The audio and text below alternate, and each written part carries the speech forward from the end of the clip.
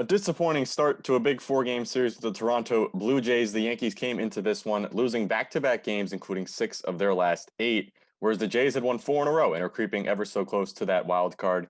An 8-0 win here in Game 1 puts them just 3.5 games back of the Yankees, with 3 more on the way in this series. Toronto put the pedal to the metal early with 2 home runs in the first inning. Marcus Semien blasted the first as he now has 4 home runs in his last 5 games, with the explosive Vladimir Guerrero Jr. following that up right after with a solo shot of his own. His 40th of the season is to become the youngest player in team history to reach that mark. It's also the 11th time the Blue Jays have gone back-to-back this season, most in the majors. Both of those home runs came against Jameson Taillon, who got the start in this one. After a dominant month of July, Taillon came into this one looking to shake off the dust of a few rocky starts as of late, and it looked like things were going to be really ugly early, but Taillon rebounded in an impressive way from there, not allowing a hit until the 7th inning. The only base runners in that span, in fact, came through a number of infield errors, 2 from Gio Urshela, making his return to the lineup, and 1 from Gleyber Torres. Worth mentioning, Urshela did make some quality plays later in the game, but just as a bit of an aside, I think instances like these kind of raise the question of when Tyler Wade and Andrew Velasquez are going to return and get some daily reps again, because with those 2 in the lineup, the Yankees had won 13 games in a row. Now they've lost 3 in a row. Correlation obviously does not imply causation, but these type of fielding concerns, those were not a conversation 2 weeks ago, but they are now. And the Yankees' real problems today, though, they all came at the plate, suffering their 8th shutout of the season. Toronto's ace, Hyunjin Ryu, 12-8 on the year with a 3.92 ERA. He had the Yankees number all day long. He actually carried a no-hitter through 5 2/3 innings his last time out. Today, it took a Brett Gardner single in the 3rd to get the Yankees their first of 3 hits against him today. Ryu finished with 6 scoreless innings, his 5th such start of the season. Anthony Rizzo, probably the most impactful hitter at the plate today. He drove up Rio's pitch count with a 9-pitch single in the 5th and followed it up with a sneaky bunt single against the shift in the 7th off reliever Trevor Richards. Those chances, though, and a Gio Urshela single in the 6th, they all went to waste. And I think it's different than some games over that win streak where the Yankees looked dead in the water for most of the time, but they would find this kind of miraculous jolt of energy late. That definitely wasn't the case in this one. Taillon did his part. He allowed just 1 additional run in the 7th. He had a final line of just 5 hits and 3 runs and gave the Yankees 7 quality innings, actually tying the longest start of his season despite the way it started. And he also gave this bullpen, which has been very taxed, the length that it desperately needed. But there was no such possibility of a comeback. In fact, things only got worse. Lucas Licky pitched a clean 8th, and then Brooks Kriske came in for the 9th, which to me seemed like the Yankees were really throwing in the towel on this one.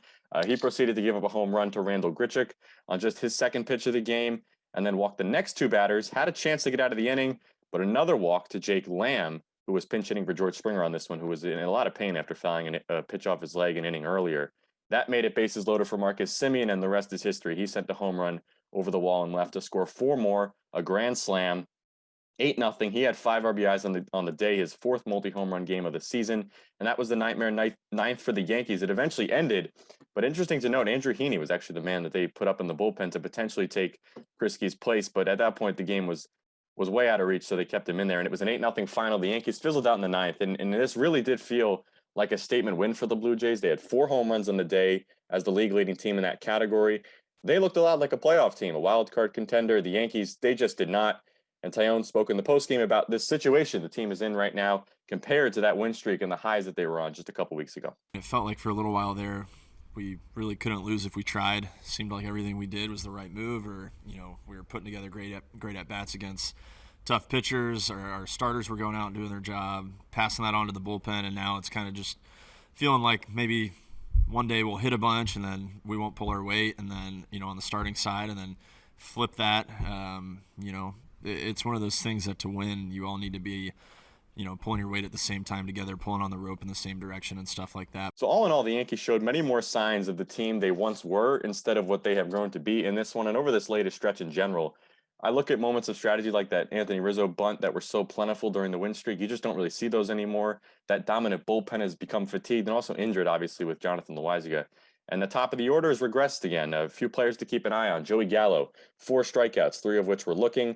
He continues to press a little bit, as Aaron Boone describes it, and Boone might explore a switch later in the order or potentially sitting him to get a refresh. Not much from Aaron Judge either. He was 0 for 4 on the day, and Stanton, for as hot as he's been, also 0 for 3 today. So, all that said, it's one game, albeit an important one in an important series, and there's plenty more baseball left, 3 games in this series. But the Blue Jays are likely thinking the same as they begin to see just a little bit of that light at the end of the tunnel with a chance to make up some big ground in this series. So the Yankees, they put themselves on the clock here, but the next 3 games, very, very telling to what their faith will be for the final month of this continually unpredictable season.